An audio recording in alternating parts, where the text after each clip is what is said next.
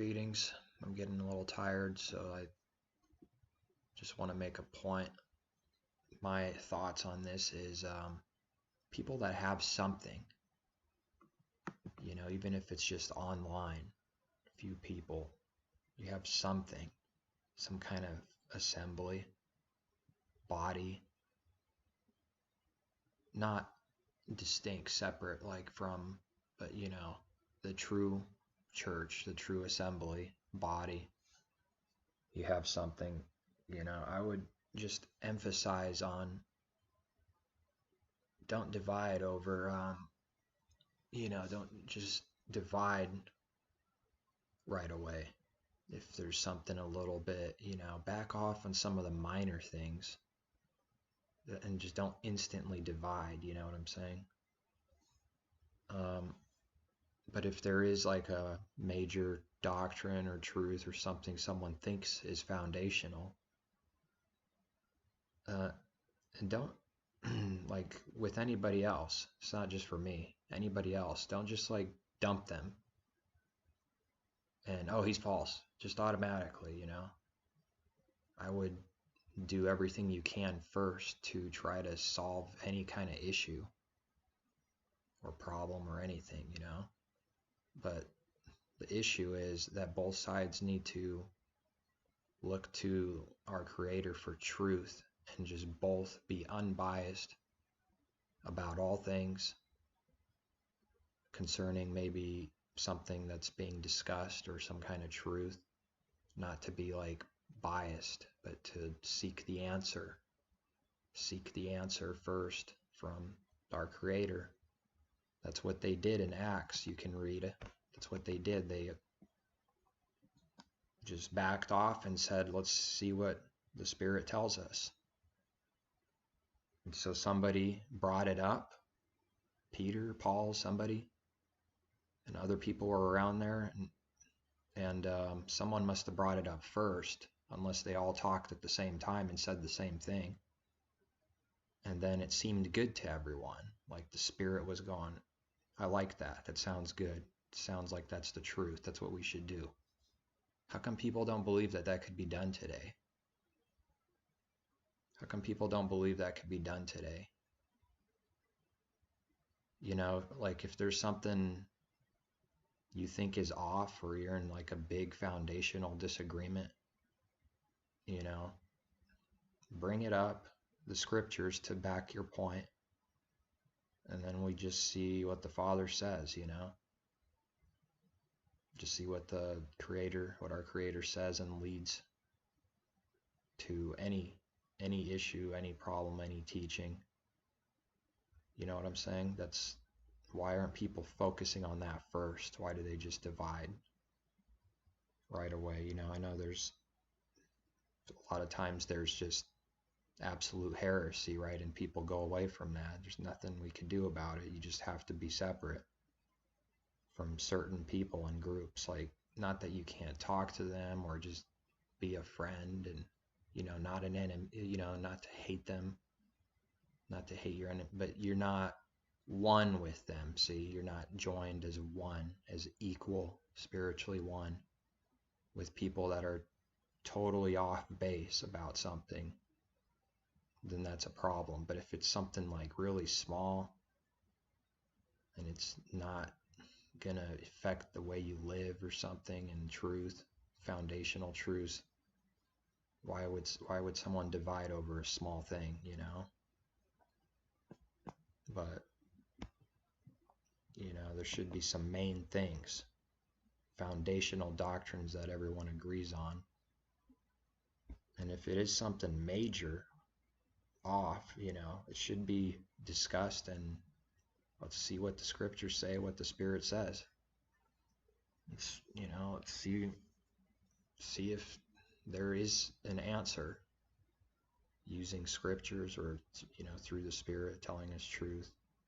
Knowing, just you can come to agreement like they did back then, and they just all said, yep, this seemed good to us. It seemed good to us what the Spirit said, the Holy Spirit, the Father, and in the Messiah, in them, telling them, giving them an answer so that they can come in agreement and move along. No big deal.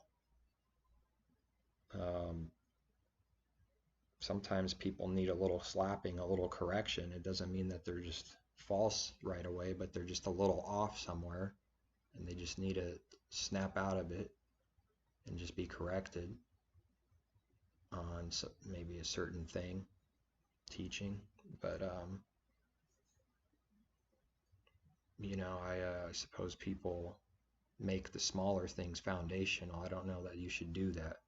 Make the really small things foundational, something that's not, maybe the scriptures aren't super clear on, or prophecy or something that we see a little different. Like we're just not seeing it clearly yet. Smaller things that don't affect how you live, who that person is. It doesn't say that he's a false believer or something automatically.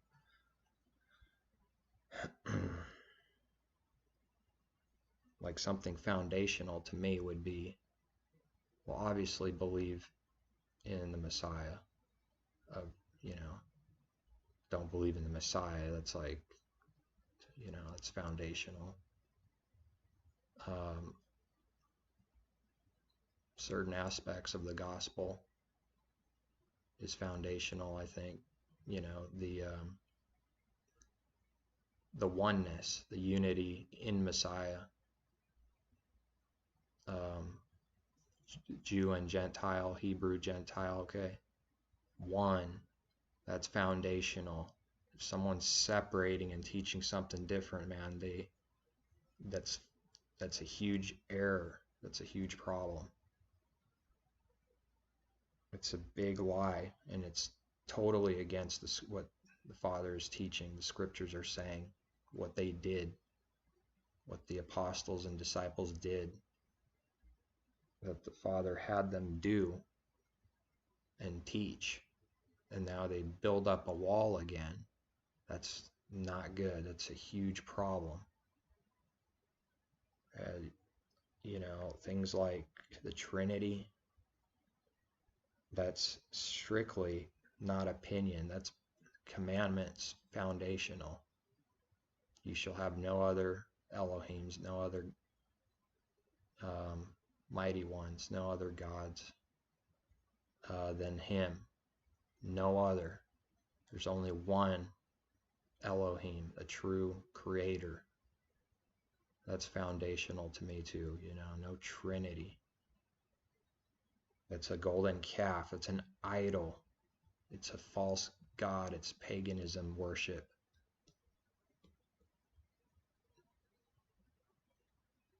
That's going to be a problem. It's going to be spiritually divided in so many different ways in living and everything. Because the Trinitarian people, if they maintain that, some come out, few come out, but if you don't come out and you maintain this evil teaching totally against the scriptures and his word and truth, then they're not, the Father's not in them. You can't believe in a false pagan deity. And like I said, those that just didn't know anything else, that's just what they believed because they didn't even hear anything else, and they're sort of ignorant, and they're coming to truth, but they're, I'm not talking about those people, but people that just don't want to, they just keep pushing it, as truth, and they know that that's what they're doing. They keep teaching it. I'm talking about those people that just will not look into it, will not pray about it, will not seek the Father for truth on it.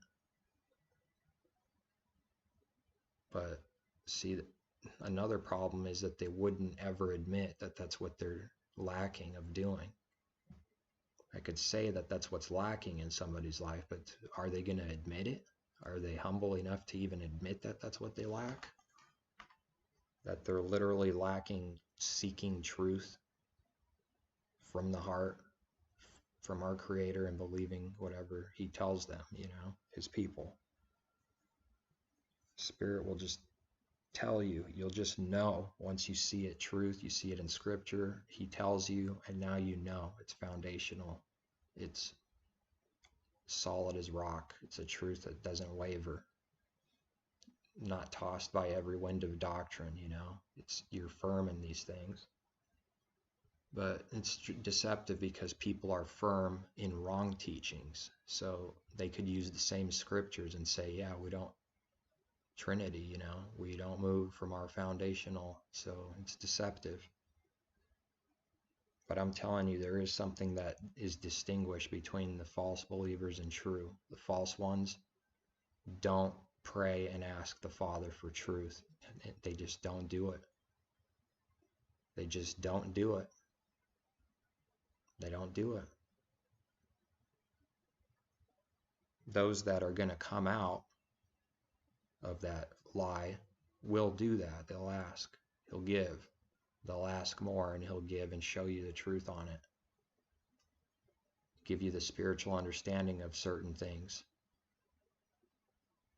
But where people lack this spiritual teaching and understanding that's given from above, they take it carnally and they come up with man-made traditions and false interpretation and false beliefs and false deities and false doctrine of demons, because it's proof that they don't have that spiritual understanding. They're lacking that knowledge, and that's a bad thing. It's not everything, but it is important. Knowing him is important. They don't know him. My people perish for a lack of knowledge. So no one's going to tell me that knowledge isn't important. You see what I'm saying? You give a scripture, it's done. It's over. Well, you don't like that scripture, that my people perish for a lack of knowledge? And as soon as someone starts contradicting you on something so simple and basic, and is resisting with tears and trying to use some kind of thing, and then you got a scripture right away and say, you know, they try to pound you for like, oh, knowledge, you're just all about knowledge. You know, it's a false accusation, and then you give them, my people perish for a lack of knowledge. And they get angry and they don't want to listen, and they just keep saying the same thing. They're hardened. Be careful with those people. You know, somebody that could see, that's seeking truth, but they could be a little ignorant or something about something, and then you tell them and they go, oh, wow, yeah, that makes sense. That's a good point. It's speaking to my spirit. I just didn't see it until now, you know. So they learn something because they're receptive and seeking truth from the Father. So they don't just automatically turn a blind eye and say, nope, nope, nope, nope, and won't even look into anything or seek truth on it.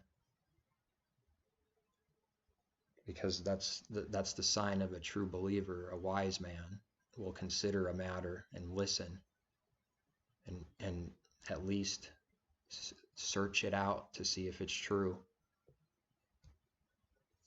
directly by prayer and asking, and searching the scriptures too. Both, you know, both. Because without him, you could read the scriptures and not come to the understanding you need to come to. And not come to the understanding you need to come to on even sin. You could be blinded in what your sins are too. Very blinded. To the point where you just don't acknowledge, that you sin, right? 14 minutes already, man. I'll try to wrap it up. Yeah, so when someone gets to the point where they can't acknowledge or see their own sins, you know, they're not hearing anything anymore, or haven't. Seeing, not hearing, not hearing, not seeing.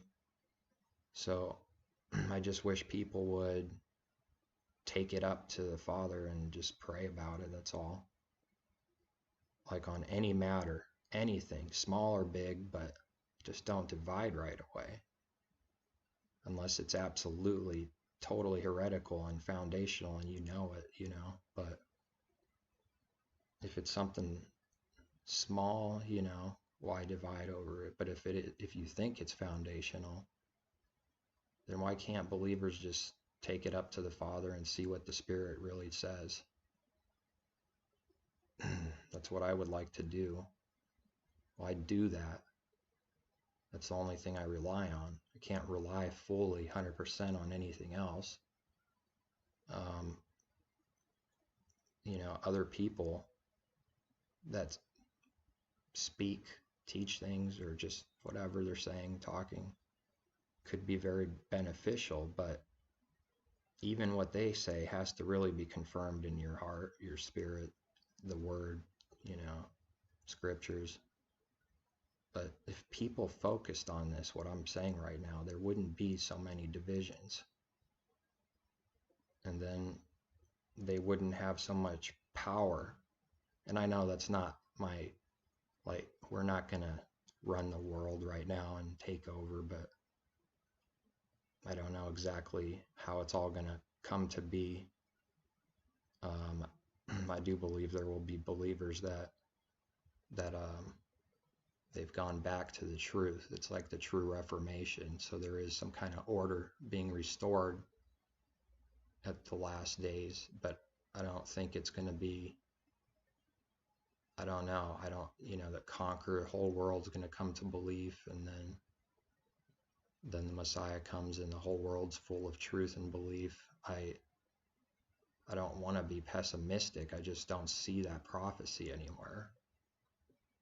A certain amount of people waking up to the truth, yeah, but then before 70 AD collapse, they had a falling away though.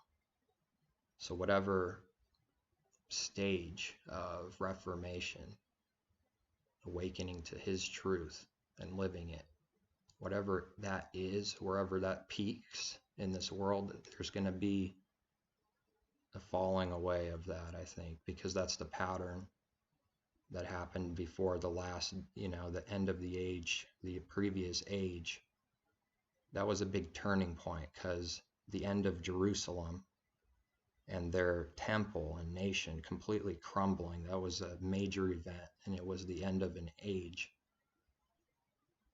But there's also going to be an end to this specific long age, That's where a lot of people don't clarify on last days and stuff, that the age did end back then, but there's going to be another age. And, if I can say this, new covenant age, sort of like, old covenant age, it's going to end, I believe, in the same pattern that the old covenant age, the Moses to, and then before Moses would have been, I don't know what I would call that, definitely a distinct different age. Not that the Father changed, but it wasn't, he didn't build a nation. I didn't see that before Moses. He had his people, but it wasn't a nation officially. I don't see that anywhere. And, here's the commandments, I believe they had these commandments. Most of them are gotta be the same, I would believe, because Abraham kept the commandments, it says, and laws and charge, his statutes, and that was before Moses. That's an interesting area that I'm sort of seeking truth on here and there, just to learn more about it. If something revealing comes to me on what the purpose is, what the type is, what is it showing, when I have new ideas that I feel like they're given to me to think about, then I ask, and then I just, I don't force it.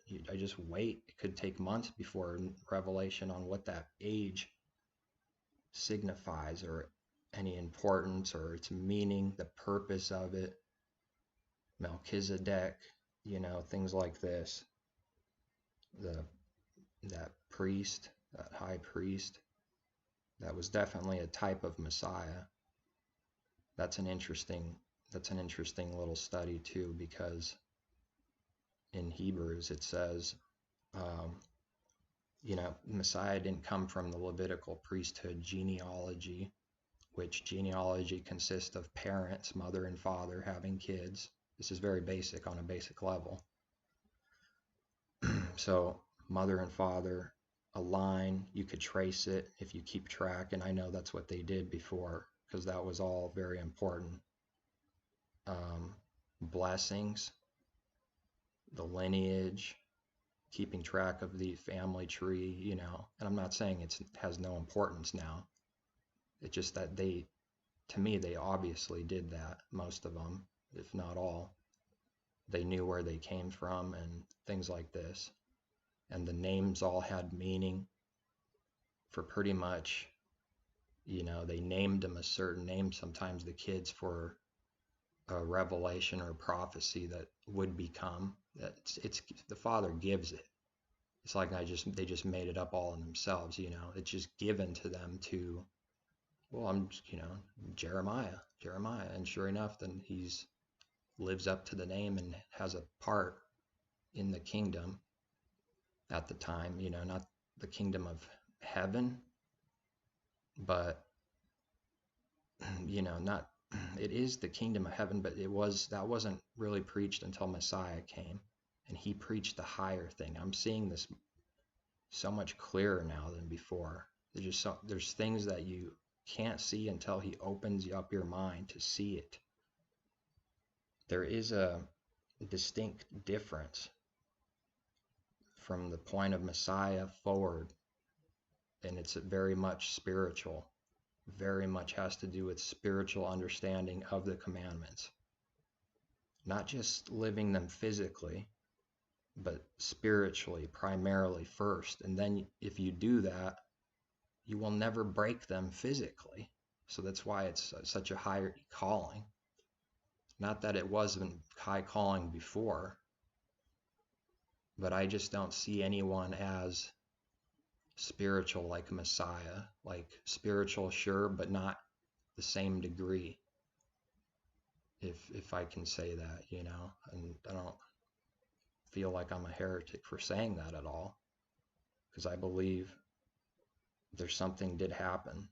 There was the kingdom of heaven is heavenly, it's high, and that was compared to the kingdom of heaven carnal, and it was for a purpose, and it was good for what it was intended for, just like the serpent was called very good ultimately for his purpose. He created it on day 6, and then at the end of creation he says all things are very good. It's not that evil is good, it's just that the knowledge of good and evil, which had evil right on the tree, and he says this is all very good, all of it. It's all creation, and it was good, and it was perfect, not cursed yet, but there were some evil things already in it. The evil in the tree, the knowledge of it, and which I take literally. I know people in this world, they have a problem with that. I don't think too many Christians have a problem with that. Maybe some do, because that's literally how he works. He gives you a physical picture, and without that, when you throw away that, it's no longer a metaphor for spiritual truth or parable. It's no longer that if you throw away the physical thing. There's a connection, and both are important, but the spiritual thing is the high thing, the heart, the mind, and that's what the kingdom of heaven is about. And if people taught this, it could be, so much different. They can understand and then use the Old Testament scriptures as authority for all truth, for doctrine, for reproof, for correction, through faith, like we read. Through faith. Without the faith, it's like it's a given. Let's say you're an atheist and you're reading the Bible, you're just not going to have the truth. He won't give it to you. You can know some carnal things. You won't see these things on a spiritual level and be able to live it. That has to be given. That's what I mean by people can read the Bible and not understand hardly anything is because of that reason, the spiritual reason. And we are that bad. It's hard to believe. That's how bad we are. It really is just that. That's how low we are, and that's how high he is. He literally needs to teach us all these things. We just don't see it or know it. It's hard to believe that we could be that blind to his truth. All these technologies, and some people are very worldly smart and stuff like this, and then it comes to his truth and they just are blind. No understanding. They can talk about metaphors at work, presentations, be poetic, but then it comes to parables and spiritual truth and his truth and, his truth, his things, and it all goes out the door. It's like it's protected, it's guarded. I don't have a different way of saying that. I don't think that's the best I could say it. It's protected and guarded. Those who seek it will find it. Those who don't seek it, you'll know them, that they're false because they don't actually seek truth. And somebody that doesn't seek truth from the heart doesn't mean we have all things and are perfect. But, they're seeking truth, they're growing, they're correcting, they're, unlearning things, living it. Then you know that they seek the Father's will and truth.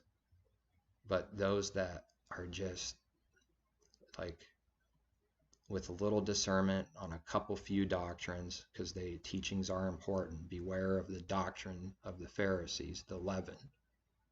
Beware of the leaven of the Pharisees. Now, I wanted to do like a little study before, and I have for a while, but I'd have to read all of the New Testament, which is not a problem, but then writing them all down, because you can't just Google this, I don't think, because this is very specific.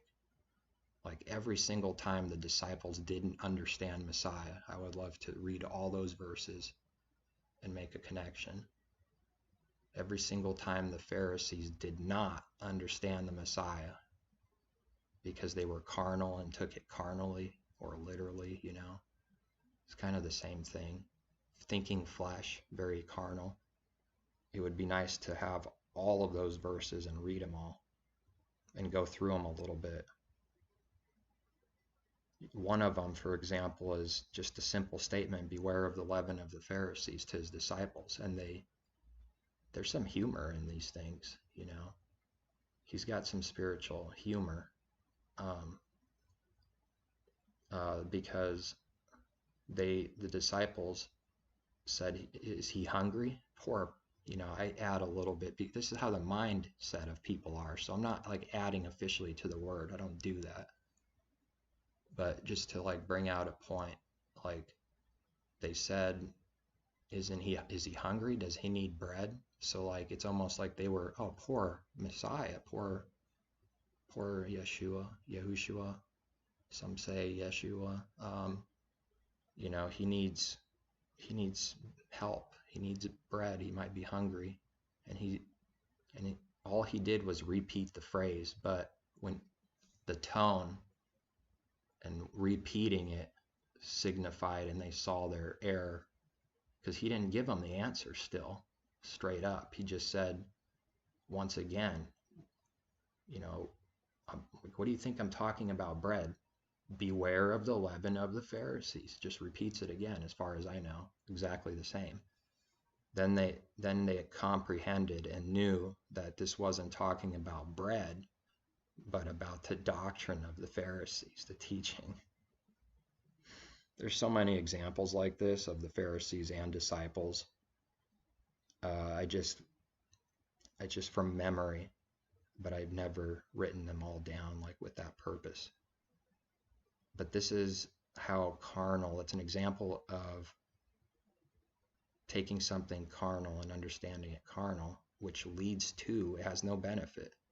And if anything, it could be hurtful. It could be a damnable doctrine that you turn it into, is what I'm saying. That's how you get doctrines of demons so many times, from not blaming the disciples. They were just learning. They were called out, but they just didn't receive the Spirit yet, and they were learning and stuff, growing. His teachings weren't sunk in just yet on a spiritual level. And he said, when you're converted, feed my sheep, right? So he wasn't converted yet, you know? He wasn't converted yet. There's something that happens, and it's real. It happens. This is the difference between a true believer and one that just isn't converted yet. The people who are not converted yet, they are kind of just, they're left as like a shell, empty, like just religious. That's it. They could do physical things and understand some physical things, play the part and look good. But the disciples were, they were still carnal. Messiah was the only one that I believe that was like that, first time on the earth. That's why it was special, a special time, and he is special still, because it's my belief he's still the only one that's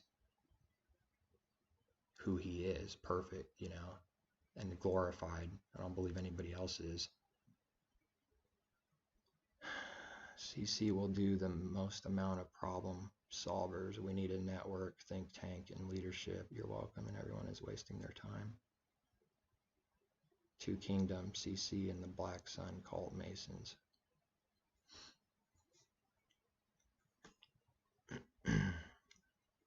Yeah, so spiritual understanding, when you don't have that, you're going to be like the Pharisees or early disciples before they were converted, still carnal.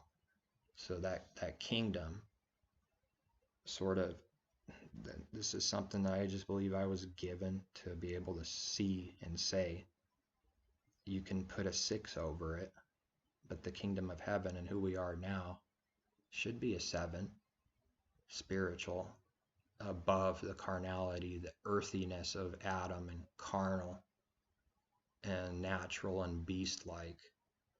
But then 8 is the new creation, the actual thing, the full thing, because man was made on day 6. He needs to rest and become 7 and rest from his works and have the righteousness of the Father working in him and Messiah working in him. It's his works working in you. So the Sabbath, with the spiritual understanding of the Sabbath rest, resting from your works,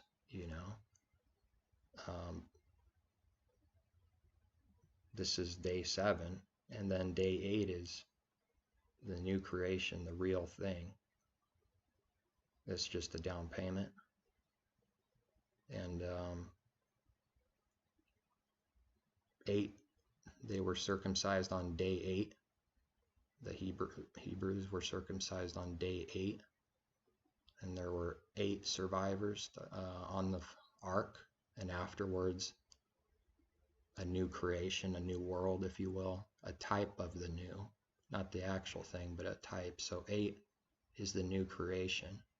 7 is right now being converted, becoming spiritual, changing, keeping his commandments in this way. And then 6 before that was like sort of the carnal representation of a kingdom and his way on the physical sort of side of things, with the commandments and the kingdom, the wars, the enemies, the fightings and stuff like this. So we're not exactly in that time. We're not like that time. And so the penalty is death, but it's not the same, because Messiah came to change and take away. He paid the penalty for death. And I don't believe that anyone could ever get stoned again for, to physical death, because he paid that. But there is a spiritual judgment, a spiritual death, now and in the age to come, and spiritual life, eternal life, rewards now and in the age to come. So these things are very much, there's spiritual meaning, spiritual kingdom, war. It's not that these things are not real. And people like to say, I spiritualize away everything. It's like just the opposite. Spiritualize it to you, in you, not away, not throwing it away, bringing it to you, to yourself, to others.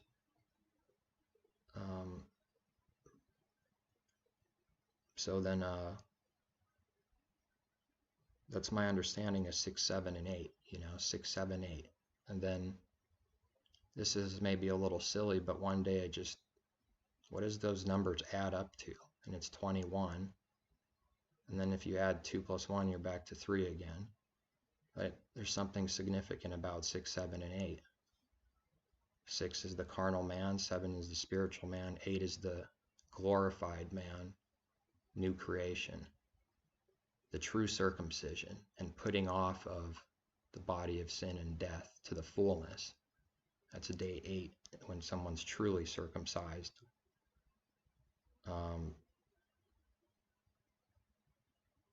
So that's my understanding of that. Let's see, I got some. I mentioned divide. That is what the trolls are online to do. CC is here to unite. Please remember that he came as the lamb, but returns as the lion. The lion Ryan, not meek, bold. Yeah, he's not going to be stepped on or killed, it's going to be dashing the nations with the rod of iron, a judgment, correction, reproof. But before that, I think it's not, it's going to be, I don't know, it's going to be a mad world up to his coming, full of, it already is, full of delusion and lies and illusion and deception. But there are people out there that they don't really focus on the spiritual side of it, some of these things, or hardly at all, but they really focus on physical only, It's when someone's only focusing on that, that's not good. It's like, why aren't they bringing up anything of the heart and the mind, the breaking of these things in your mind and heart? So there's people out there that make, they make a big stink about the commandments, and they just teach like sort of the carnal way to keep them. Like in the flesh keep them. But that's not his calling is much higher than that. It's to keep these things spiritually too. And so then you won't need to keep it physically, because you won't, if you don't even lust, you're not going to ever commit a physical adultery. If you don't even hate someone, you're never going to murder them. If you honor your father and mother, you're never going to be brutal or hate them or be cruel to them. If you don't even think about stealing and hate stealing in your mind, you're never going to physically steal. And if you don't have idolatry, if you even got that cleaned up, and you don't have constant just idolatry, then you're not going to worship the man or worship any physical thing or have something become your idol. But that's a spiritual understanding of the idolatry is pretty important, because people are going to say, yeah, we don't bow down to like a tree or to a golden calf, but you can still have an idol just as easily in your life without doing that physically. And there's connection to these things, if they weren't connected to it some way, then how come they can't get rid of certain things?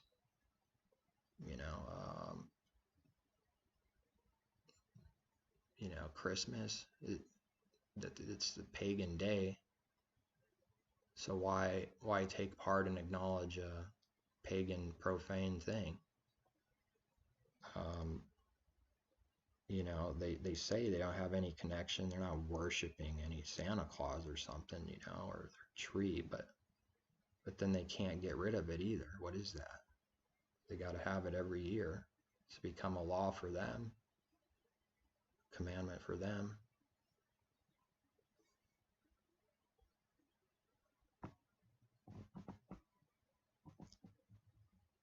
Trying to make you man up like a warrior, playing the role of his return.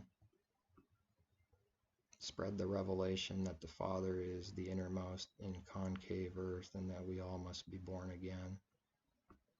There's only one agenda or plan for the kingdom.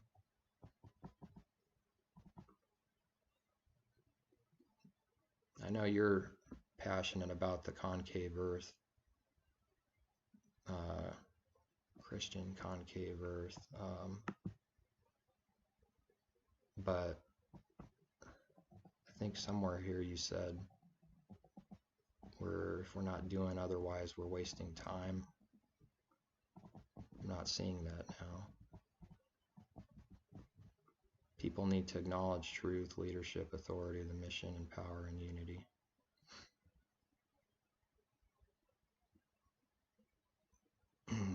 You know, I don't know you know, how to really answer that, because I don't know that, you know, we're going to dominate the world. Concave is the truth, brother, without a doubt. I'm just only doing whatever he leads me to do in my life, you know. And most people are in this world, they have their own way already and they're set, and they're not going to listen or change, or, you know, some people do, the few do, but most they just don't. They're just not given the desire, the understanding. They just don't have it. So I'm not, you know, sure I see it exactly like you do, because even though it's a major truth that they lie about what the earth is, you know, I just yeah, I have no problem saying spinning globe is not true, but to make it all about like the kingdom is the concave earth, or, you know, whatever someone believes, I just don't, you know, I don't know of any scripture that says that, teaches that, makes it that.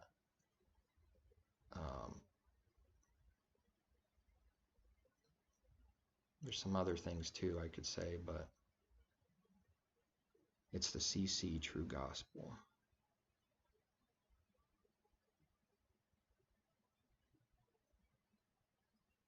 See, but technically it's not the gospel though.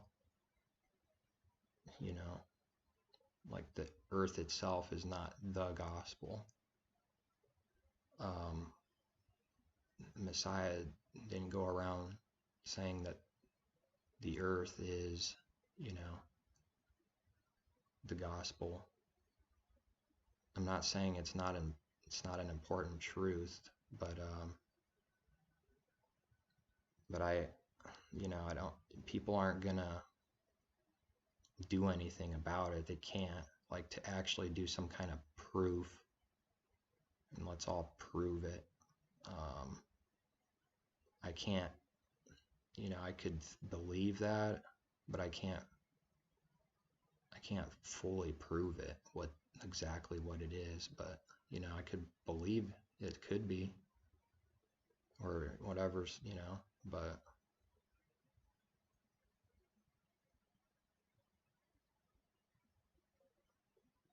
yeah, I just the focus is the focus for me is just, you know, how to truly live. But that's like the main focus. That's how you live, what you do is determining, who you are and inheriting the kingdom. I could tag along. They're lying to us about the earth. I don't have a problem with that. But it's not all by itself. I don't. There's just so many problems on the actual earth, and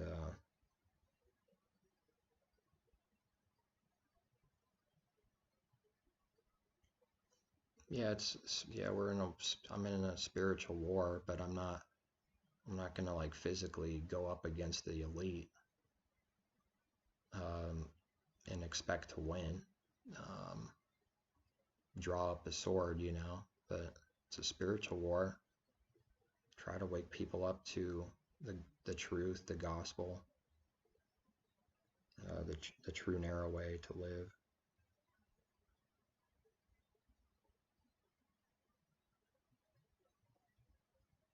Concave truth revelation is a weapon of the war. The enemy are using it like CCR.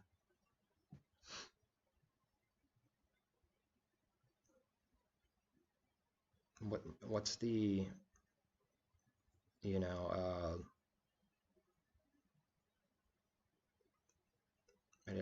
don't want to be negative. I just don't. Where is it gonna go though? And the last thing I don't want to become is exactly what I've been against for so long. To become my own religion and system and all of this, But I'm for spreading the truth however you see fit on the internet, real life, for people, Facebook, if you have that,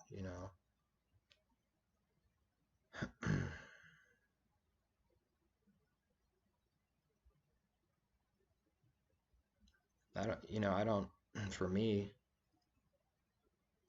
just exposing the globe lie is pretty good, that it's not spinning and moving and it's local, stationary.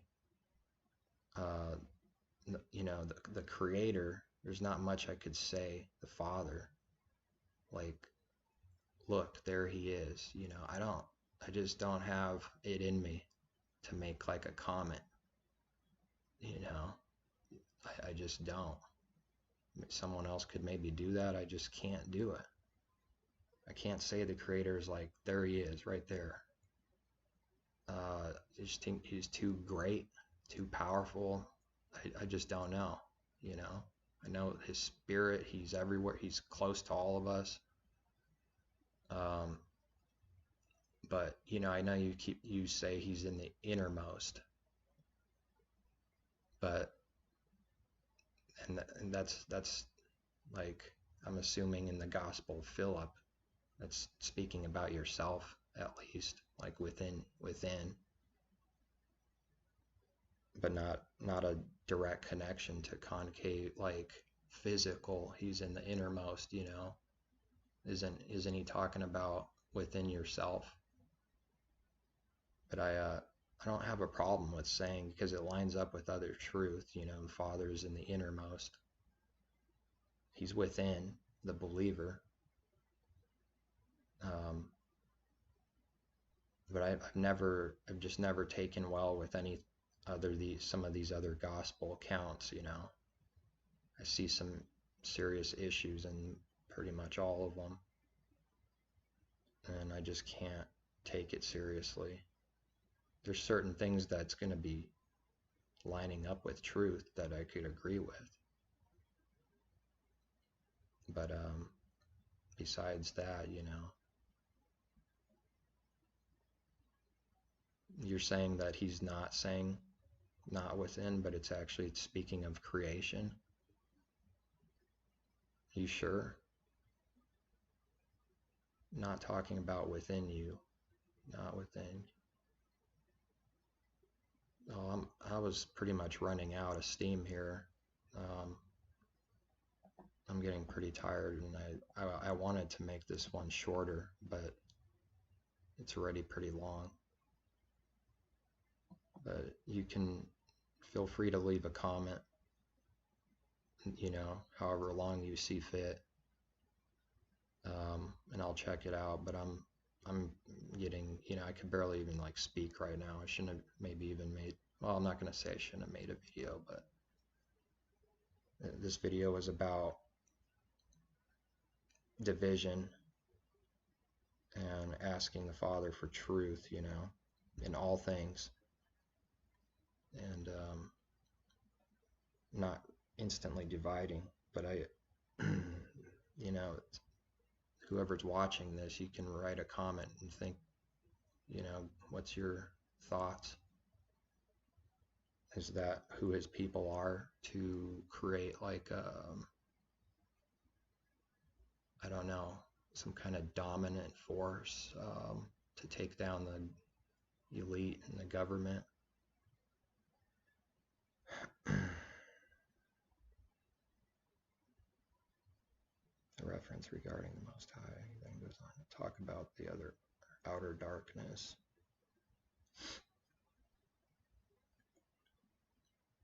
Well, I think that's all I got right now.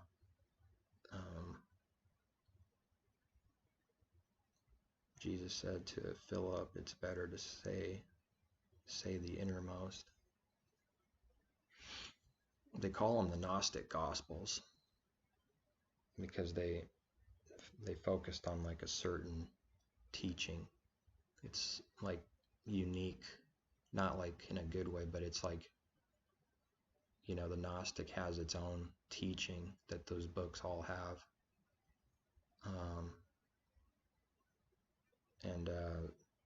I don't believe in that Gnostic stuff.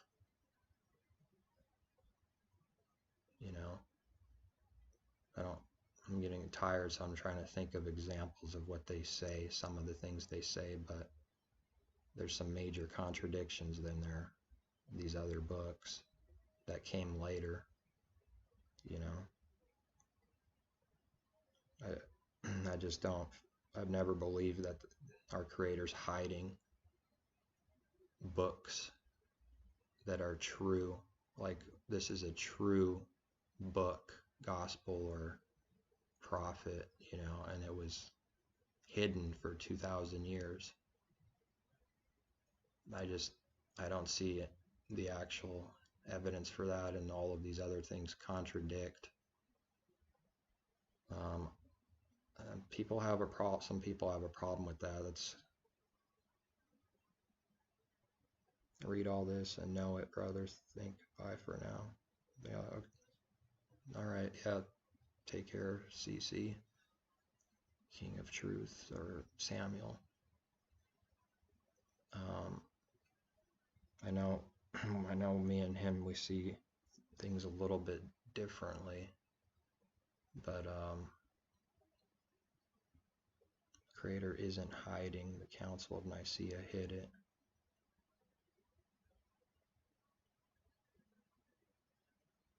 Elite have hidden books and changed books.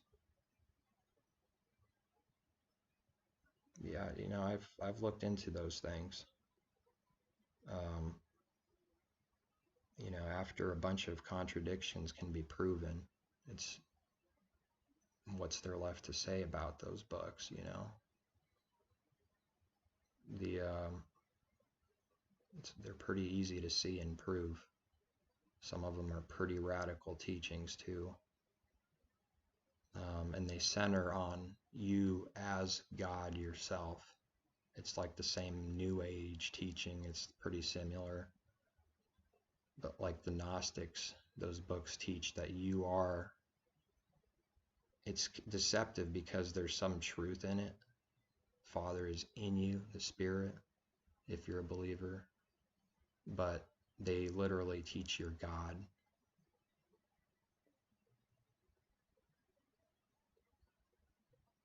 Yeah, I accept Paul without question and reject Holy Scripture that simply weren't put in canon. Well, that would be like if somebody found, let's just say, somebody had a bunch of books from all kinds of topics, all kinds of books, even cookbooks, and they got found 100 years later from now. They found a bunch of, all the books that they found. I don't see how they could use that as there was all kinds of things that they found. Dead Sea Scrolls and stuff, there were always all kinds of books and other people's teachings,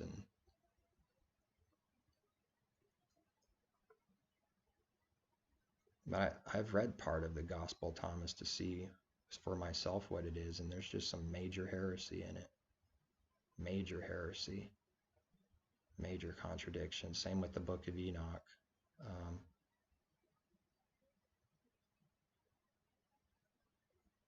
You're older than me and my leader.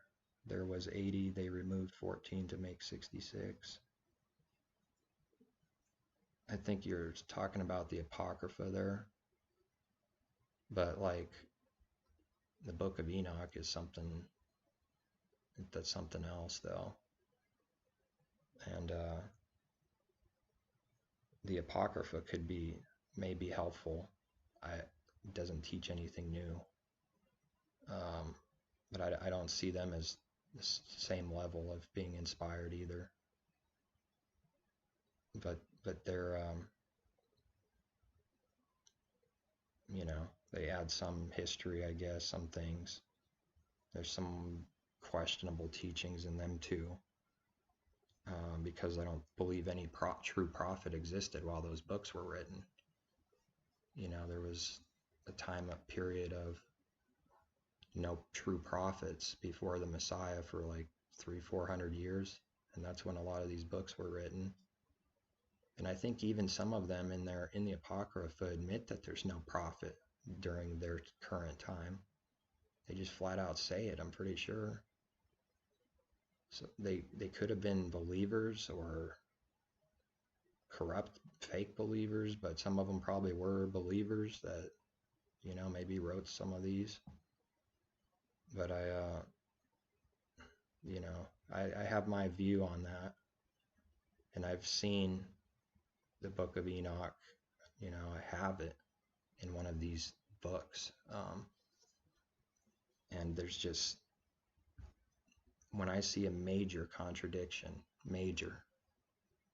then that book, the whole book, is not inspired to me at all. But there's not just one major contradiction. There's just so many in that Book of Enoch. I can't take any of it seriously, even though some of it, some of it's going to be true or lining up with Scripture. But 4,500 foot tall giants and half birds and half human. I mean, I'm pretty confident these are the myths that we were warned of, the Jewish myths, fables and wives' tales, But I know I'm in the minority, and I accept that. It's all right. I'm in the vast minority on those books, on the Book of Enoch. And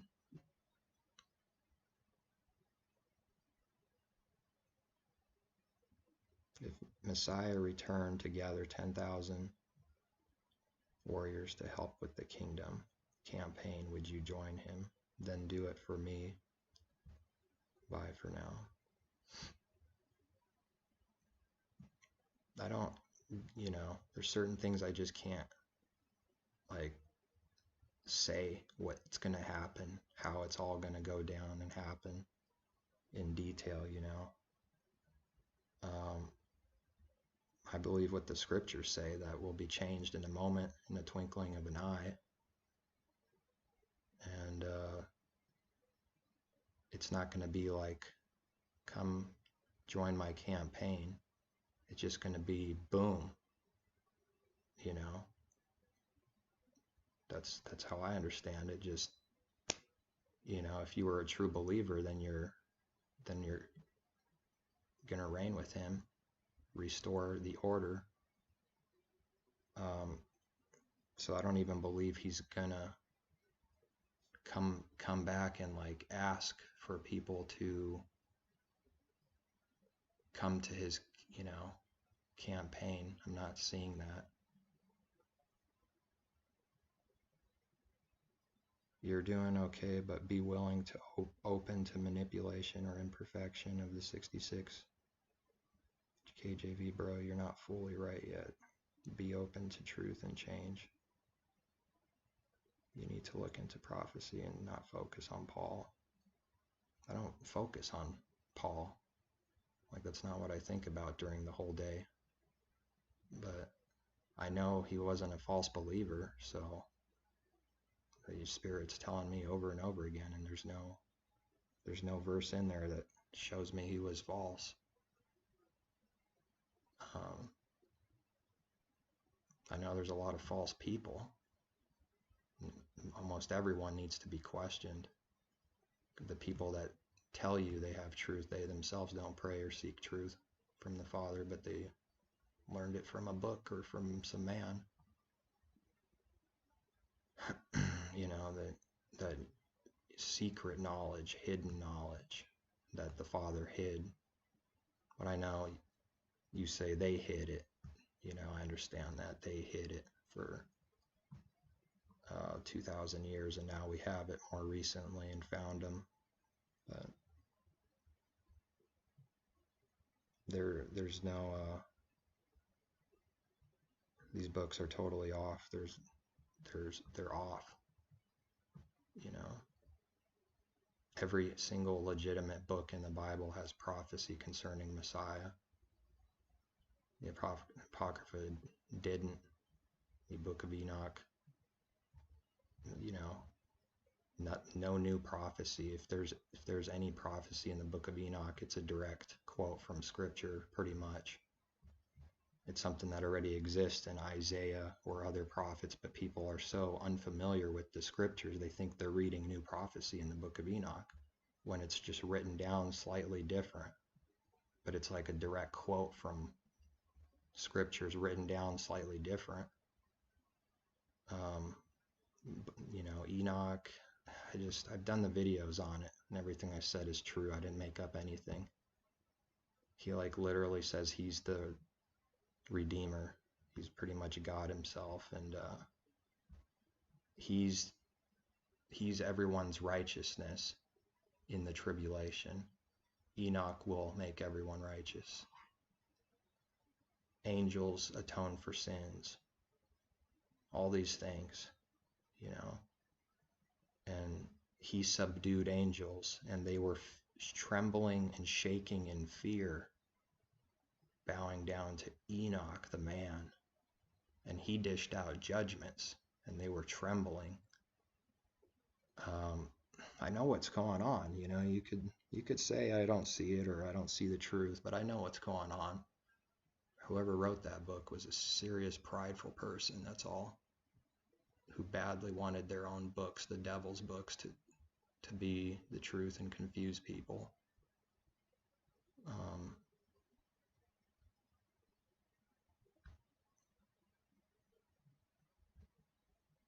Yeah, I know everyone makes that claim. Jude quotes from Enoch, and it's not even a direct quote. There's like one word that's completely, totally different in Jude than in the Book of Enoch, and he never mentions a book, but he's directly saying Enoch, the one before the flood. But there is no quote, the Book of Enoch says this or that. It just, the Enoch of Genesis is what he's talking about. How come no one says he's not quoting from the Enoch in Genesis? And that that they likely had oral, things passed down, or maybe they had something that they had with them in writing. Who's to say? I can't say for sure, but the writer of that book, it's pretty easy to prove it wasn't Enoch who wrote it. It's pretty easy to prove that just based on the writings, they were definitely written after the Old Testament was already complete, somewhere in that Apocrypha time.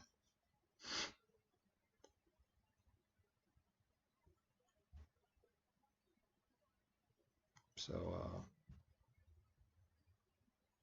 but I've only had severe pushback on not believing in those books, but he just won't allow me to.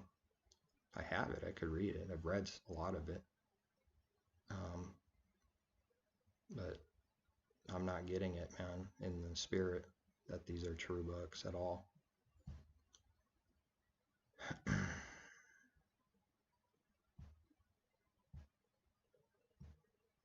Moses wrote Genesis and had not had any access to any scriptures before he wrote those other 5 books.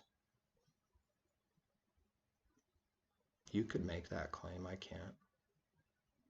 I don't know what Moses had or didn't have.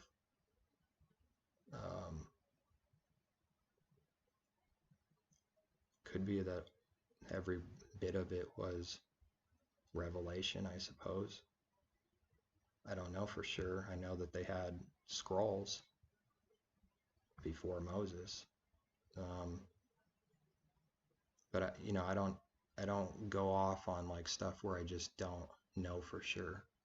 I'm just okay with saying I don't know exactly how it all came to be, but in details.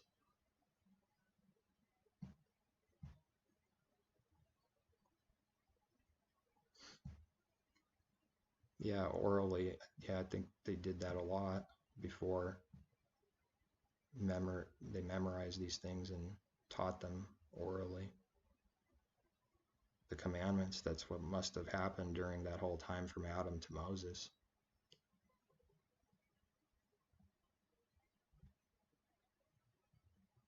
I just, it's like I could make a Facebook thing and just join, but I'm not seeing some kind of like physical domination. I don't know what the end goal of it is, I just want people to believe truth and actually live it, because that's the only way you inherit the kingdom. It's not based on what somebody else says. Like, I'm never going to give a prerequisite on what it means to inherit the kingdom to somebody else, to those watching this channel. Like, if you don't do what I say and tell you, you can't inherit the kingdom. If I had that on paper somewhere, I'd burn it. But I can't do that. Rule people like that with an iron fist, like give them prereqs. Like if you don't join me, you're false. You can't inherit the kingdom and you're wasting time.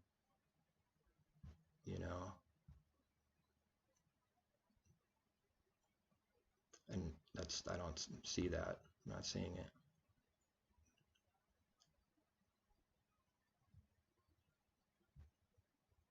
This is spiritual war. You see me as aggressive, but it's spiritual, not physical.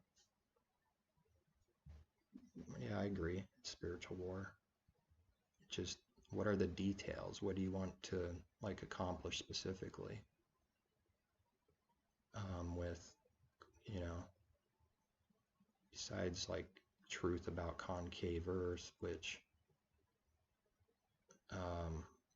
like I said, I just, I'm convinced it's not a spinning globe. I'm not convinced about too much more. You've only just found all this, but you have the info. I knew about concave Earth for a little while now. Flat Earth since everyone else did, 2015. And I was given the gift of faith in the summer of 2013, over 7 years ago. So I didn't just find this. But maybe you're speaking of concave Earth, which would have been, I don't know, 2 years ago that I heard of it or looked into it a tiny bit. But then more recently, within the last year, about a year ago, I looked into it more, and I don't have anything to offer people. You could say, yeah, check this, check that, look for yourself, but I don't have anything scripture, to specifically prove that. So I'm not arguing against it. I think I have my own, whatever the Spirit's telling me to do concerning the kingdom, but I can't make that like the most important thing,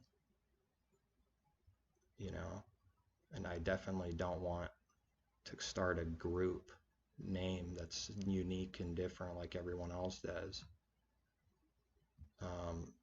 It's not like I'm against what you want to do, but some of the ideas of it becomes just like what everyone else is doing. Then they label you, they say this is the group, and then there'll be different thoughts, or people will have problem in said group. Then they focus on the people in the group, tell the whole world who they are based on these few people, and then throw the whole group down as false or another division.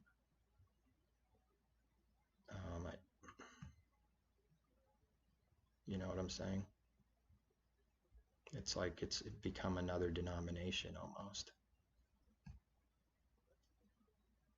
if not exactly that.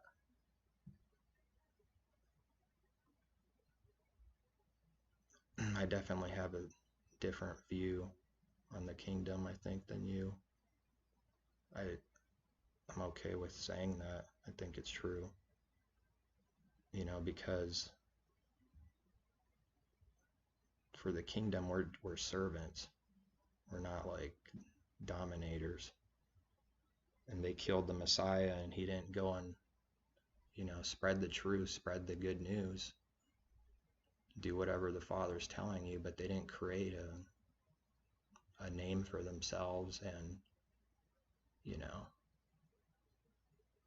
their intention wasn't to like take over the government or something. I'm not saying that's what you want to do. I'm just saying,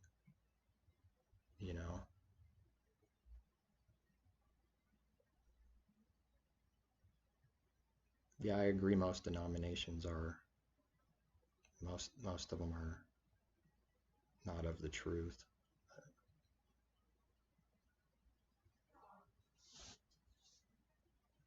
But see, I can't even talk like what you're doing there. Does everyone see this chat? I think so, right? Everyone could see. I lead, dominate, you don't, so serve.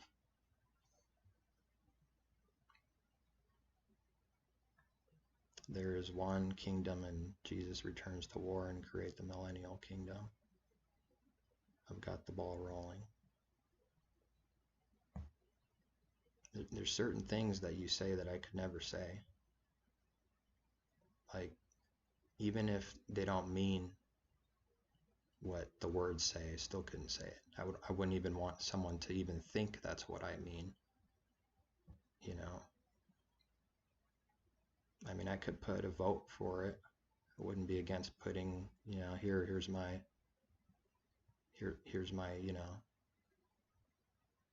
one support. It's just that I'm not going to go like around the streets and just talk about concave earth as the primary thing when there's so much more important things to talk about. But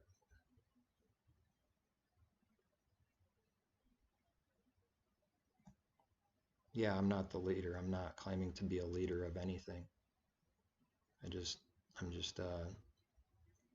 seeking truth and freely giving, with whatever's been given me to the best of my ability. I see my understanding of a shepherd, a pastor, a true one, is that they lead people to the Father, maybe feed him for a season, and then you could feed yourself now, or just for the sake of fellowship, just for the sake of that, not even necessarily to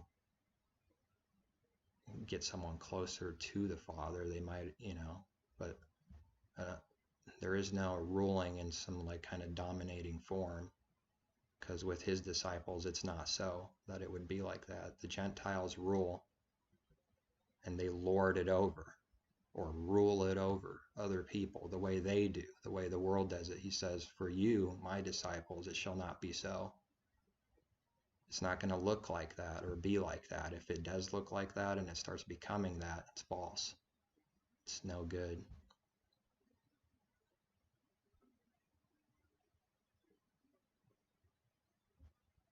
We are at war with elite and trolls. You have to lure people to the revelation of Father. You could lead America for CC if you simply agree and work. I'm leading you to all truth. But you and the world, you could help, but you need to embrace. I think it's actually scary, because the last days prophecy, it's not just like spiritual where there's false shepherds, that spiritual understanding of like, I'm Messiah, I'm the truth, I'm the shepherd, you can only go through me to get to the Father, that like so much of the world is one-way street with the pastors. The scary thing is that I think there's actually a growing number, and will continue to grow, where people just forget it. I am the Christ, I am the Messiah. Like, it's actually literal too. It's going to become like that, worse and worse. If Jesus is not me, then when he comes, he will take over and lead.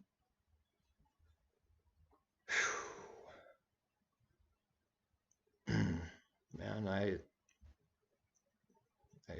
care about you, but there's some things you say that I just cannot ever say. Like, you're even contemplating that you still could be the Messiah. You're not sure yet, but you could be. You're not the Messiah, that's for sure. Are you a true believer? That's not what I'm saying. That's not even the point. But like the Messiah, the actual Messiah of the scriptures. Nobody is that on earth right now. He hasn't come. Nobody's no Messiah. That's what Lord Stephen Christ did. And I know you said you called him out, but he claimed that he was the Messiah, and he started teaching all kinds of crazy things. Like, oh, your understanding of Messiah is not right. And he's just started making up a bunch of stuff where I know right away the scriptures, he's contradicting scriptures and just making stuff up, and people believed him. Few did. He's not what you think. He's evil. Look at all the evil. I'm going to solve the evil. A Messiah, a true Father and Messiah, couldn't do that. That must be the devil. They're the devil. I will take care of the world and annihilate evil. They can't do that. They can't allow evil to be. That's their trap, and that's their line. That they got something better coming right now, physical, material, and the true creator, and the so-called Messiah that he speaks of as false doesn't exist. You don't have the right understanding, he told people. I'm the Messiah because I will take care of evil and all these things. But this is the way it has to be, though. It's not that the Father's evil by allowing all this to happen. That's very spiritually immature, what that other guy said, LSC. Very spiritually immature, and even that's blasphemy to say such a thing, that they're evil. The whole purpose is to overcome evil. Father created evil for a purpose, the knowledge of it and everything. Here's a tree, don't eat from it. Everything else is good. It's like leaving an open cookie jar to a kid and saying, don't eat. What do you think is going to happen? You know, it just had to happen. In order to become in his image, you have to know and discern between good and evil. That's like the number one basic step. Knowledge of knowing what's evil and good. If you don't know that, you're not in his image. So I have a whole completely different understanding of in his image. Because if somebody says, I'm in the Father's image, how much did you sin all your life? Well, I guess a lot. And if the commandments are the truth, then a ton. So that's who the Father is. You're the splitting image, but you sin. If Messiah was perfect, or if Adam was perfect, then what was Messiah? More perfecter? Like the Messiah is the express image of the Father, spiritually. Like to see him, who he is, truth, how he acts, what he believes, what his heart is like. This is the same spirit. But Adam failed. And it's not to put blame on him. It's just that it's true. He failed. He's even called a type of Messiah. So if all went well, it could have kept going, I guess. But that was never the true purpose. The purpose was ultimately to have a fall. You know, and you can theorize about what would happen if you never ate from the truth, but it's kind of vain to do that because it never happened, never will happen. You can't undo it. You know, that's like, well, if Sodom and Gomorrah repented, they would still be standing. That's nice. You could talk about what would happen, what they would be now, but it didn't happen.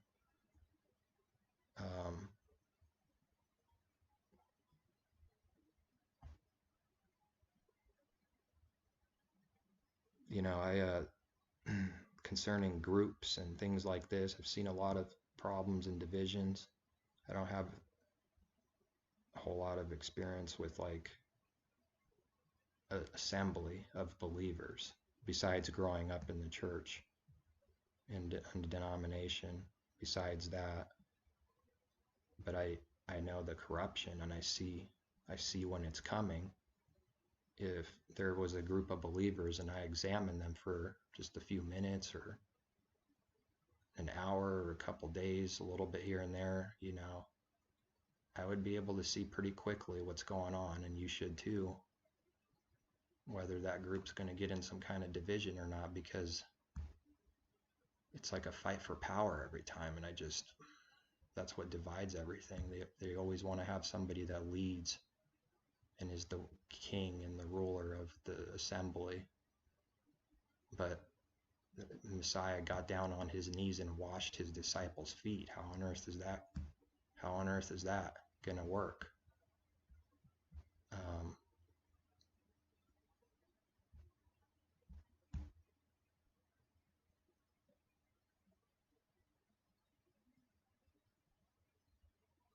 I hear what you're saying, Samuel. I hear it. And you're obviously passionate about this one specific thing very much, so very passionate about concave earth, you know.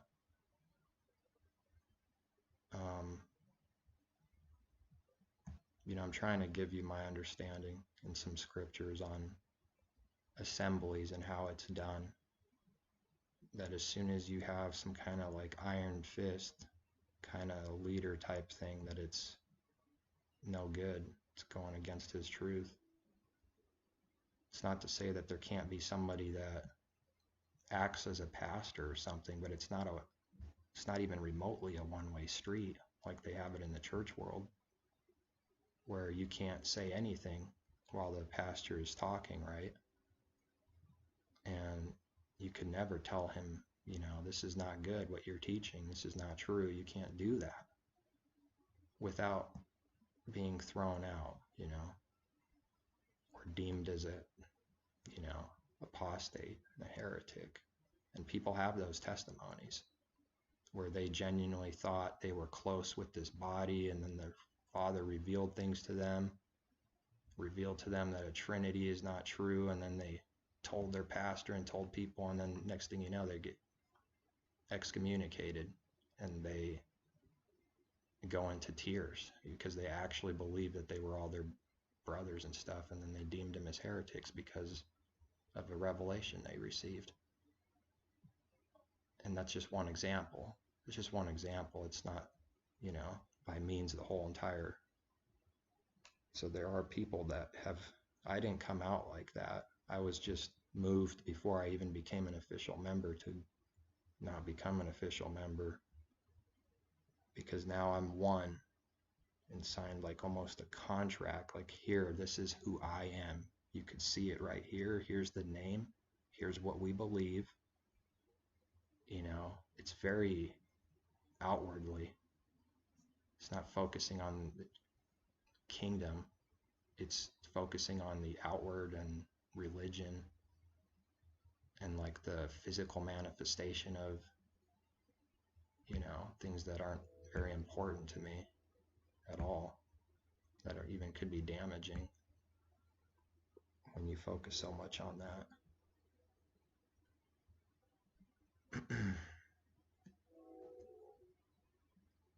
I think it's so corrupt that people have a different, someone says bishop, which means an overseer, just to oversee, look over. I just see that as someone that has a very high care, responsibility to help, serve. But when someone says bishop today, they have like the Catholic Church view of these things, and it's all perverted and twisted.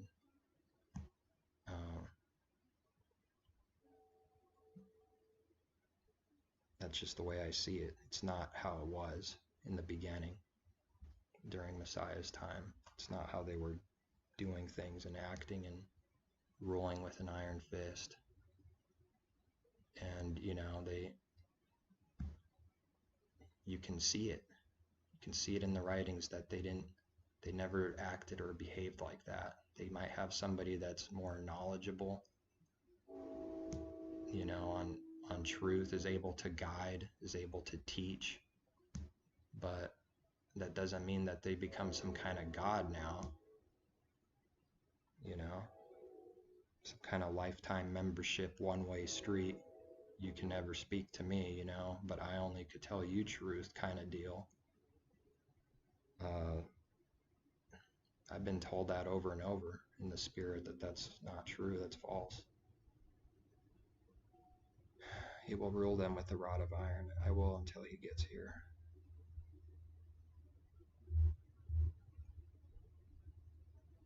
Like you, bro, love your heart, but man up. Everyone is in a war, and Concave would help everyone.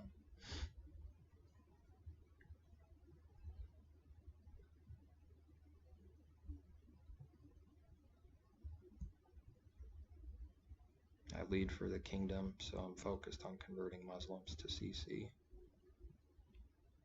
I don't, even the connection with the elite, CC. You said it has nothing to do with 33, but it just like, it even looks like it, though, on a carnal level, just at first glance.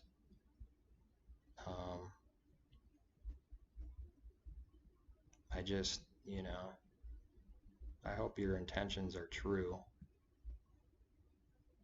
that it has nothing to do with like dominating and creating a name for yourself, but because that's what most people want to do. I have no problem saying like the elite, they're the enemy and stuff, but I, maybe you have a different purpose, role in the kingdom than I do, because you know. Who's a new name for us? Christian and concave begin with C. Right, yeah, I get that. Christian concave. Even with the word Christian, man, it's so far from the truth that it's like, it's not even Christian, really. And they didn't call themselves Christians. Other people, the pagans, called them Christian or something once or twice. I guess then later that stuck somehow, especially during Constantine's time and forward is when that name became big, I think. But you know, like the Messiah was not a Christian by any stretch. Like what people think today is, you know, it's actually almost silly to say that. I don't hate that word. It has so much connected to it that it's like I don't need it. Um, that name, you know, so much connected to it that I don't like.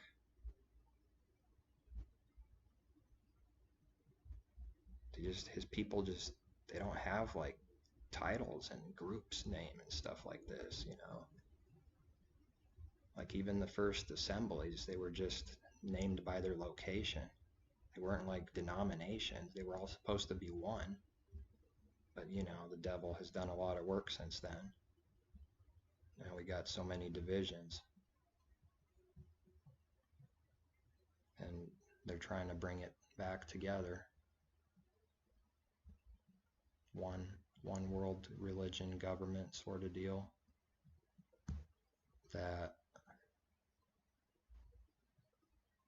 That's going to happen no matter what, up to a certain point. No matter what you do, no matter what I do. Hopefully you could see that. Spread the truth, spread the gospel, the good news, but like regardless of what anyone does, you can't outdo his prophecies though. Like if he says something's happening, it's going to happen.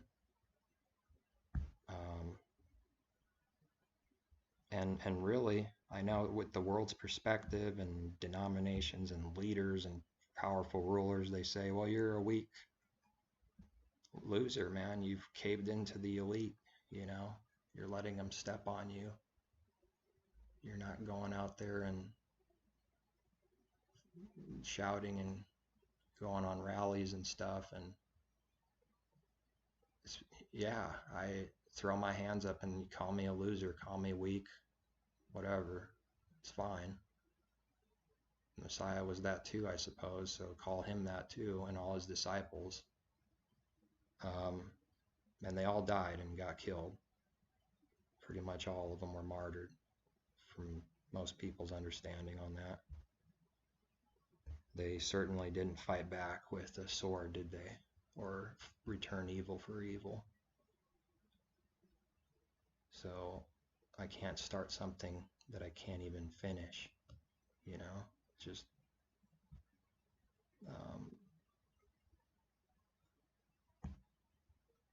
gospel of the kingdom with correct creation model, and Father is the innermost.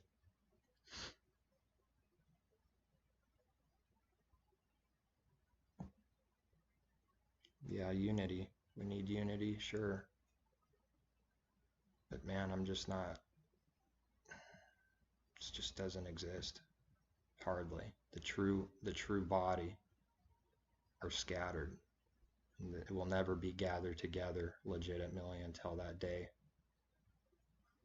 Till that day, it's always going to be scattered with just a couple few here, a couple few there, and 1,000 people congregations and 500 clubs. They will continue to be the thing, the main thing, the truth that they, But as soon as true people try to get together, man, do they get attacked from every angle. and get separated and divided, and the Father separates you even more from the world, more and more and more. His people just don't even have a, it just, that's not what that is right now. It's not what it is. Destroy your soul, lose your life is like the exact opposite of going out and dominating and creating a name for yourself. And it's not to not spread truth. That's not my point. Just his kingdom is not, that's not what it is, though. American CC leader, if you agree and want the role.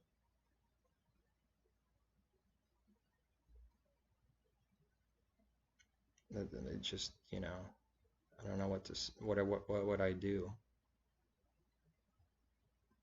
for the nation. Gospel of the kingdom with correct creation model, and Father is the innermost. I know there's already a little division with what we believe, other books and stuff. Just so divided. Looking for trustworthy, dedicated people with a humble, obedient, reliable heart. Yeah, I don't know what to tell you, man. I don't know what to tell you. I tried to say it the best I could without being, explaining some of it, without being like too aggressive or blunt. Sometimes you have to be blunt.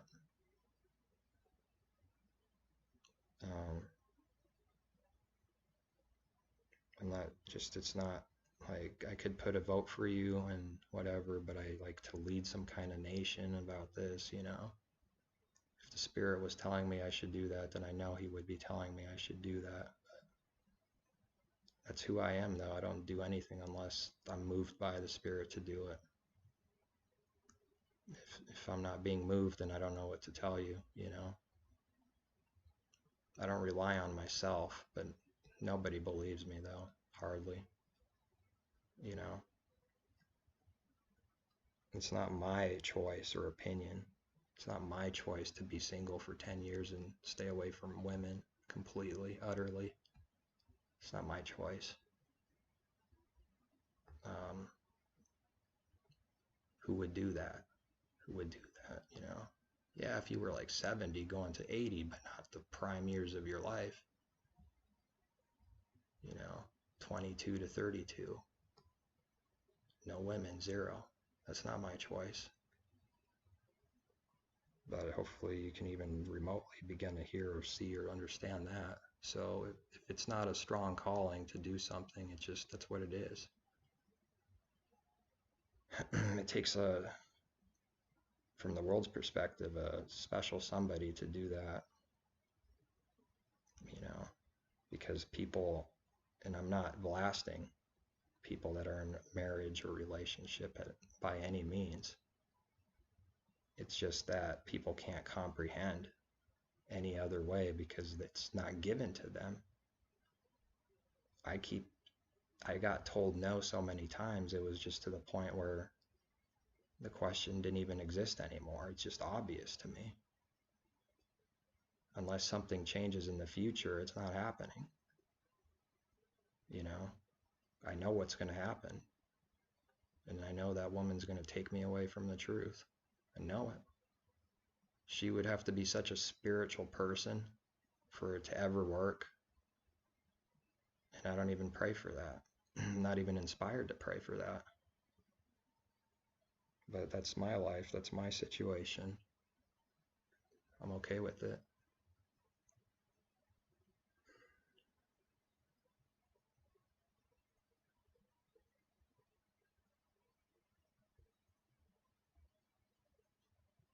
Yeah, okay. Well, thanks for your comments.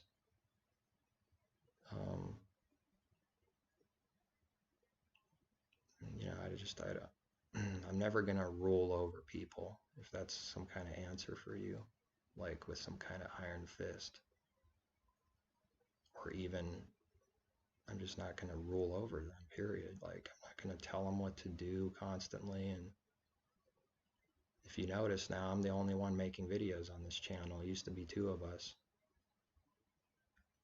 Can you guess what happened? Can you guess what happened?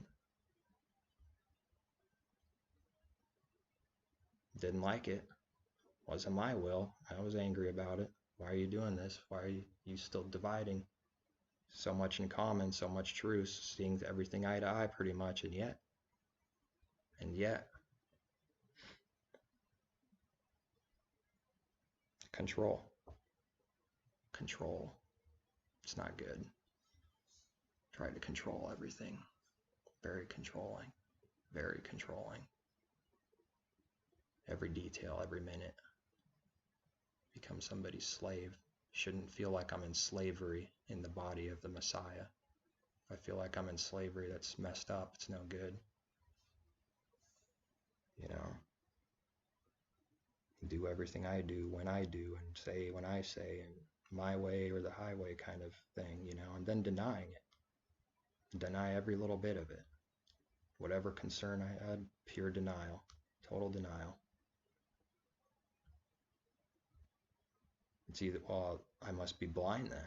I must be the most spiritually blind person ever. I don't know what discernment is. I don't know what control is. I don't know what something that's not good is.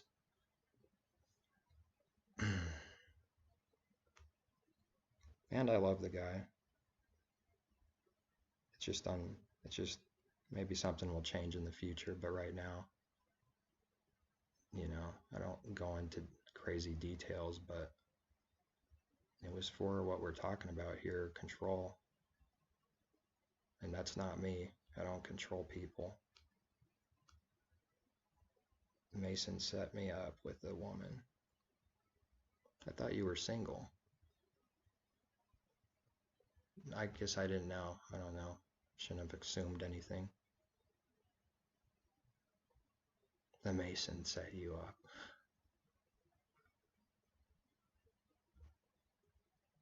So,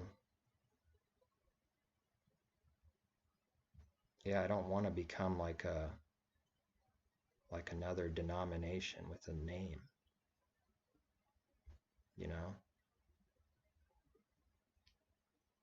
with like a here's who we are and this is what we're doing. It's just going to be divided anyways. There's 30,000 other ones to choose from within. Maybe not literally 30,000, but there's thousands. And not counting all the other religions and ideas and philosophy and atheists and everything, you add it all up, it's thousands and thousands of divisions, you know. And someone's going to look at it the same way they do all the other thousands, you know. They'll go on with their own life, and that's why it's so focused on self. And when you do speak to others, it's about them to realize who, you know, what sin is and work for them, you know, to work on these things, change. It's a process. That's what the kingdom now is not, you know, that's for later.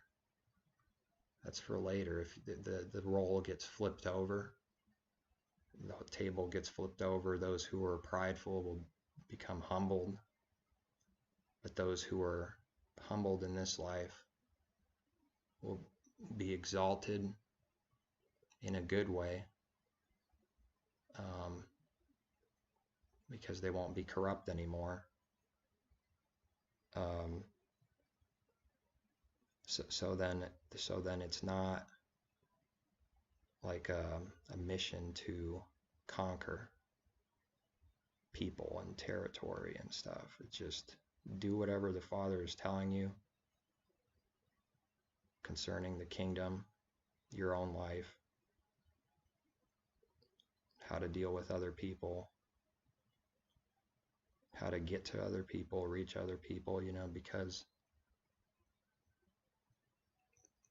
man, there has to be so much understanding for there even to be any kind of unity. And there seems like time's running out for that, for It's like, if you're going to be a true believer, you better become a believer now, because nobody's refined in 1 year or in 6 months. That was not me anyways. That wasn't my case, but you would have to do like double overtime, man. Like speed up the process, maybe give you like all your disasters and problems within a 7-year period instead of 40. But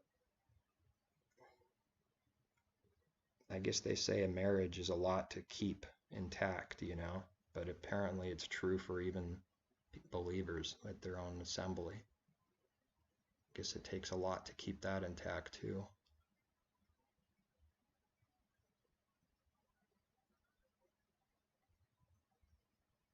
And if in doubt, then how the Messiah lived is the answer.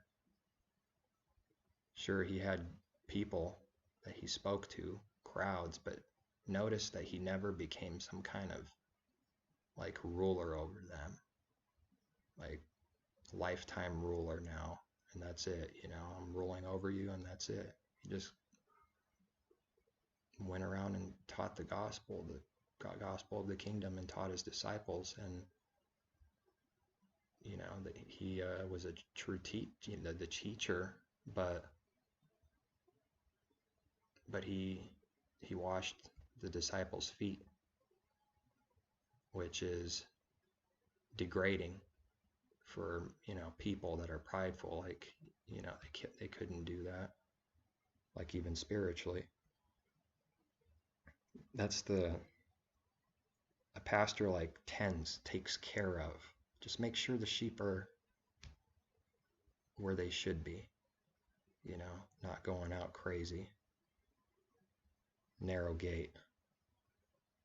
But when somebody becomes more mature, they don't need to be guided, or like they were in the beginning, maybe by somebody helping them, leading them to truth.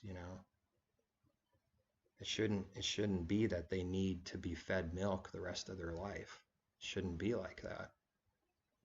They should be able to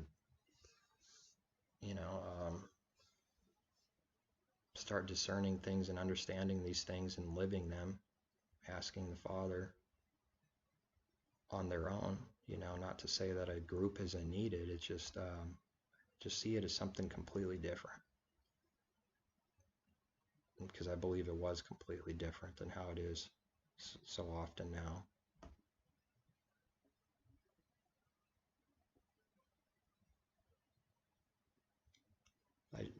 I'm gonna end the video now, but I had like no intentions of it being this long. I just wanted to make a quick point about division, that people shouldn't just instantly divide, but like seek truth. But nobody is doing that, hardly, save a few. They just divide right away, and they don't ask the Father for truth or understanding or correction or anything.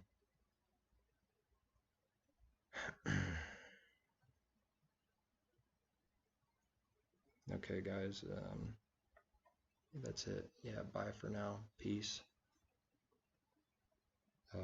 Sorry if I couldn't maybe say what you wanted me to say, or answer exactly how you thought it should be, but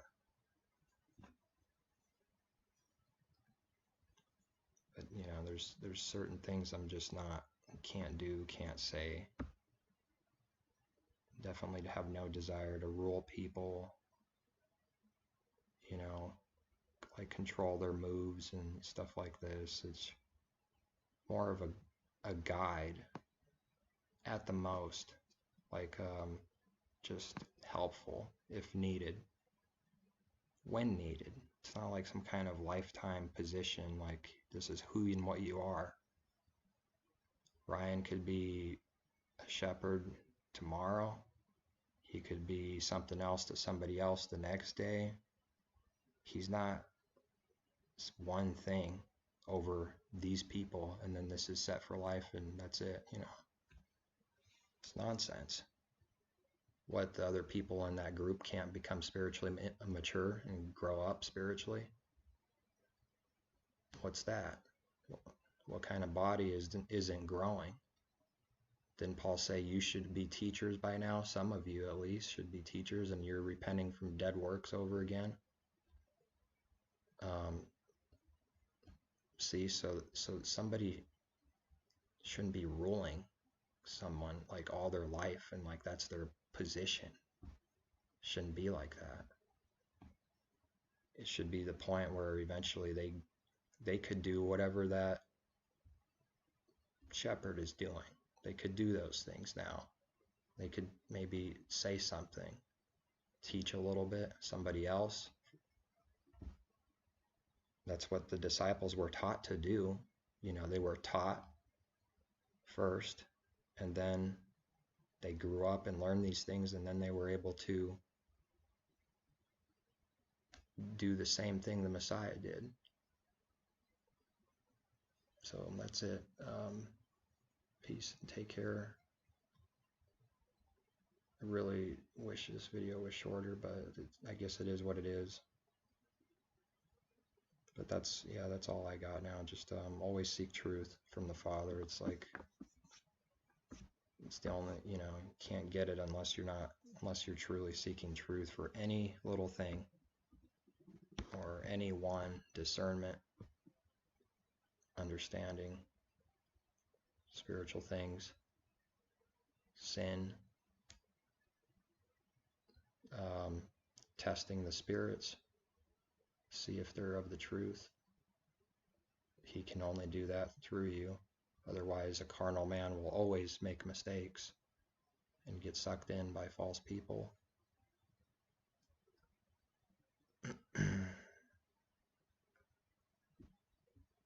And that's it.